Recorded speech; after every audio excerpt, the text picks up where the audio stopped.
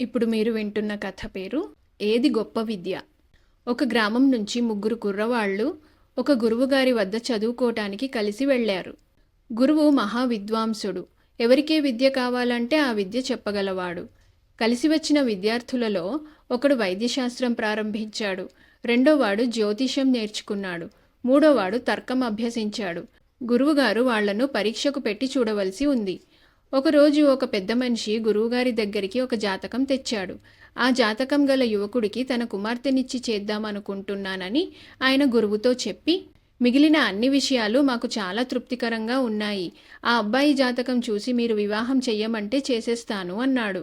గురువుగారు ఆ జాతకాన్ని చూసి, ఈ కుర్రవాడికి వివాహయోగంతో పాటు కొంచెం దుష్టగ్రహ వీక్షణ కూడా ఉన్నది. పెళ్లి అయిన కొద్ది కాలానికి జబ్బు చేస్తుంది అన్నాడు. ఈ మాట విని పెద్ద మనిషి దిగులు పడిపోయాడు. గురువుగారు తన ముగ్గురు శిష్యులను సంప్రదించుతున్నట్టుగా, మీరీ పెద్ద మనిషికి ఏమి సలహా ఇస్తారు అన్నాడు. వెంటనే తర్కం చదువుకున్నవాడు, ప్రతి జాతకంలోనూ ఎప్పుడో ఒకప్పుడు దుష్టగ్రహ వీక్షణ ఉండనే ఉంటుంది. ఇతర విషయాలన్నీ అనుకూలంగా ఉన్నప్పుడు తప్పక వివాహం జరిపించవలసిందే అన్నాడు. వైద్యం నేర్చుకున్నవాడు, వరుడికి జబ్బే గదా చేస్తుంది, జబ్బు చేయని వారెవరున్నారు, మంచి వైద్యుణ్ణి మాట్లాడి చికిత్స చేయిస్తే ఎంత లావు జబ్బైనా నయమైపోతుంది అన్నాడు. జ్యోతిషం నేర్చుకున్నవాడు, దీనికింత రాద్ధాంతమేమిటి, ఏ గ్రహాల వీక్షణ బాగాలేదో మనకు తెలుసు గనక పెళ్లి సమయంలో ఆ గ్రహాలకు శాంతి జరిపిస్తే ఏ జబ్బు చెయ్యదు అన్నాడు. మరికొంతకాలానికి గురువుగారు పొరుగురు వెళ్లిన సమయంలో గురువుగారి చిన్న బిడ్డకు జ్వరం వచ్చింది.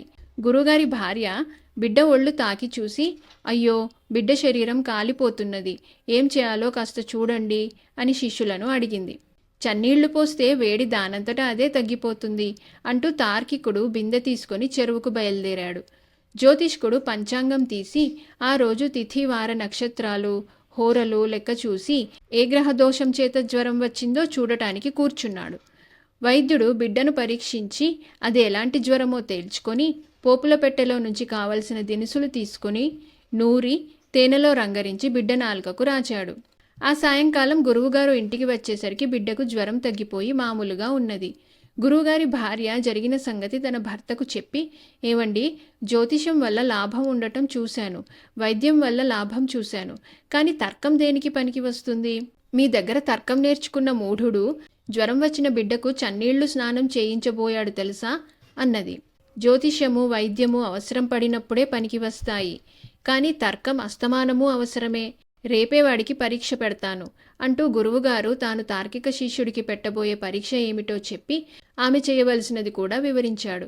మర్నాడు మధ్యాహ్నం వేళ అందరూ కలిసి భోజనాలు చేస్తున్న సమయంలో గురువుగారు పొరపాటున చిక్కుడు గింజంత విషపు పురుగును మింగేశానర్రోయ్ అని అరిచి స్పృహ తప్పిపోయిన వాడిలాగా గోడకి చెరగిలబడి కొయ్యబారిపోయాడు.